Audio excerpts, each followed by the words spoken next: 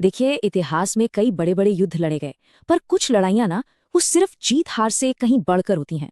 वो अच्छाई और बुराई के बीच एक लकीर खींच देती हैं। तो आज हम रामायण के उसी आखिरी अध्याय को देखने वाले हैं। एक ऐसा अध्याय जहां सब कुछ दांव पर था।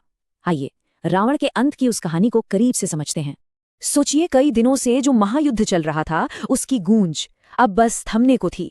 पूरी कायनात की नजरें बस उसी रणभूमि पर थीं, क्योंकि वहीं पर इतिहास का सबसे बड़ा फैसला होने वाला था।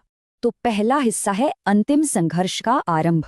आइए देखते हैं कैसे वो दो महान योद्धा बिल्कुल आखिरी बार एक दूसरे के सामने आए।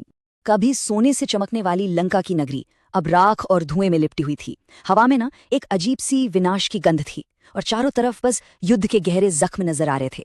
और बस इसी उथल पुथल के बीच कहानी अपने अंतिम मोड़ पर आ पहुंची थी। देखिए, इस लड़ाई में असली फर्क हथियारों का था ही नहीं, फर्क था दोनों की मानसिक स्थिति का। एक तरफ थे राम, जिनका मन बिल्कुल शांत था और लक्ष्य एकदम साफ, और दूसरी तरफ रावण, जो लड़ते लड़ते अब थक चुका था, लेकिन उसका घमंड, उसका अहंकार उसे पीछे हटने नहीं दे रहा था। तो ये लड़ाई सिर्फ दो योद्धाओं के बीच की नहीं थी, नहीं, ये तो दो विचारधाराओं का टकराव था, सत्य और असत्य का, धर्म और अधर्म का। और इस लड़ाई का जो भी नतीजा होता, वो आने वाली कई पीढ़ियों के लिए एक मिसाल बनने वाला था।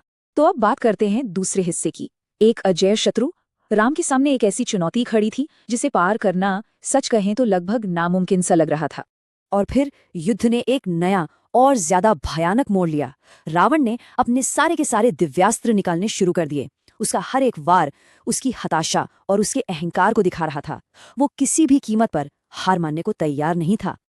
ये युद्ध एक तरह से एक अंतहीन चक्र में फंसकर रह गया था। हो क्या रहा था कि रावण पूरी ताकत से हमला करता और राम बड़ी कुशलता से उसके हर वार को काट देते। फिर राम रावण के सिर काटते, पर वो अपनी मायावी शक्तियों से उन्हें फिर से उगा लेता था। और ये सिलसिला बस यूं ही चलता जा रहा था। अब जाहिर सी बात है, रावण का इस तरह बार बार जिंदा हो जाना राम की सेना का मनोबल तोड़ रहा था। मतलब ये लड़ाई अब सिर्फ ताकत की नहीं रह गई थी, ये तो सब्र का इम्तिहान बन चुकी थी। अब आता है कहानी का तीसरा और सबसे जरूरी हिस्सा, युद्ध का निर्णायक रहस्य। क्योंकि इसी मुश्किल घड़ी में एक ऐसा राज सामने आया जिसने पूरी बाजी ही पलट दी।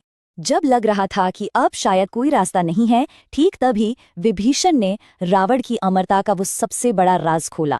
उन्होंने बताया कि रावण की जान उसके सिरों में नहीं, बल्कि उसकी नाभि में छिपे अमृत कुंड में है। बस ये एक जानकारी इस पूरे युद्ध का रुख पलटने के लिए काफी थी। अब निशाना एकदम साफ था। राम को पता था कि उन्हें अपना अंतिम और निर्णायक बाण कहाँ चलाना है। तो चलिए अब चलते हैं चौथे हिस्से की तरफ, एक तीर और एक अंत। अब वो पल आ चुका था जब सिर्फ एक तीर इतिहास लिखने वाला था। राम ने ब्रह्मास्त्र को अपने धनुष पर चढ़ाया और उस एक पल के लिए ऐसा लगा जैसे पूरी कायनात ही रुक गई हो। हवाएं थम गई, समय की रफ्तार भी मानो धीमी पड़ गई। क्या यही वो पल था जिसका इतने लंबे संघर्ष के बाद सबको इंतजार था? देवता, दानव, हर कोई अपनी सांसें थामे बस देख रहा था।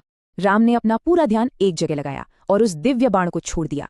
वो तीर बिजली की तेजी से गया और सीधा रावण की नाभि में जा लगा। एक बहुत ही भयानक चीख गूंजी और वो अहंकारी रावण जमीन पर आ गिरा।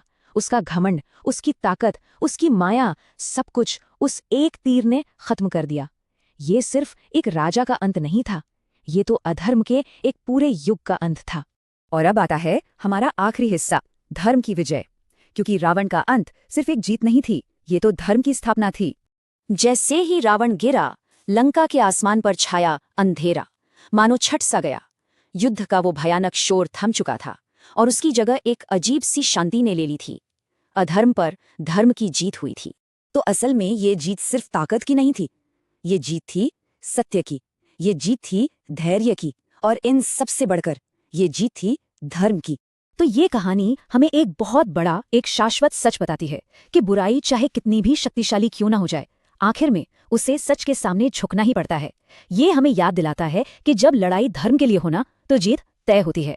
लेकिन एक सवाल यहाँ जरूर उठता है कि क्या आज के दौर में हम धर्म के असली मतलब को वाकई समझते हैं?